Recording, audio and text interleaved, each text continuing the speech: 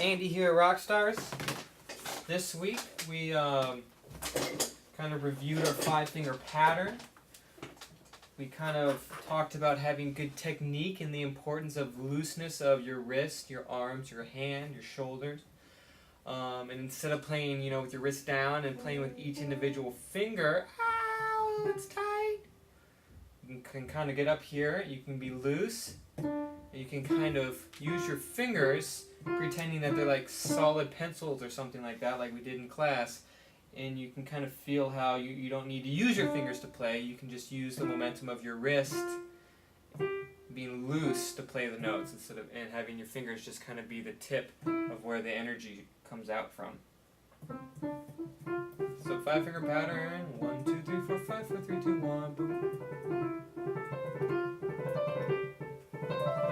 So we can do that with both hands. Make sure we're really loose, really bouncy, really controlled, and so on and so forth. Okay.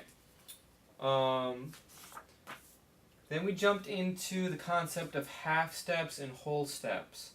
So starting at middle C, a half step is either going up or down by the very next note. So if you're going to play middle C, the very next note is the black key above it from the group of 2 black keys.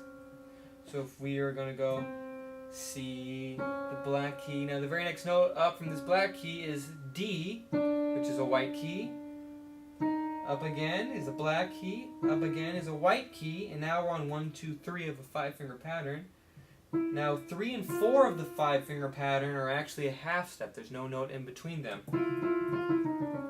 So chromatic scale is when you play all the way up and down an octave of the keyboard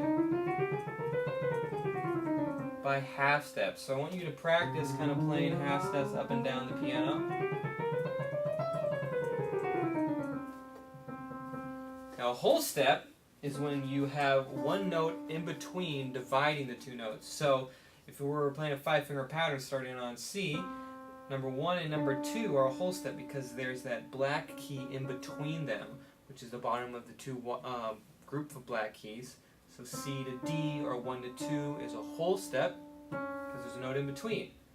D to E, which is 2 to 3 of a 5-finger pattern, is a whole step as well. So I have a major scale here, which goes like this. C, D, E, F, G, A, B, C. Now the pattern for your fingers, it goes 1, 2, 3, then your thumb swings under, where 4 would be on F, so 1 plays 1, 2, 3, 4, 5. So it goes a group of 3 and then a group of 5. So group of 3, group of 5, which equals 8. 1, 2, 3, 1, 2, 3, 4, 5. Let's go down. 5, 4, 3, 2, 1. Third finger over on E. 3, 2, 1. That's really important. You memorize that finger pattern because that's going to show up consistently now just through all music. That major scale, that 1, 2, 3, 1, 2, 3, 4, 5 is a super, super common finger position. And then lastly, we worked on heart and soul, which goes like this. So the song starts out with C and E. Then we move down a note, a second note to A and C.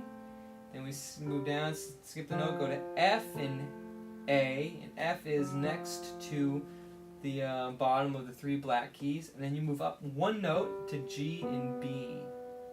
Now your left hand just follows whatever your thumb is in your right hand. So C, C, C, C. A, A, C. F, F, F, F. Up 1 note, G, G, B. So the chord we're working on, oops, I forgot the scale we're going to be doing. After the major scale, we have a chord major scale where we play C and E, and D and F, so we have a note in between. So that's where these chords are coming from. So once again, heart and soul, C and E, A and C, F and A, G and B, and it sounds like this.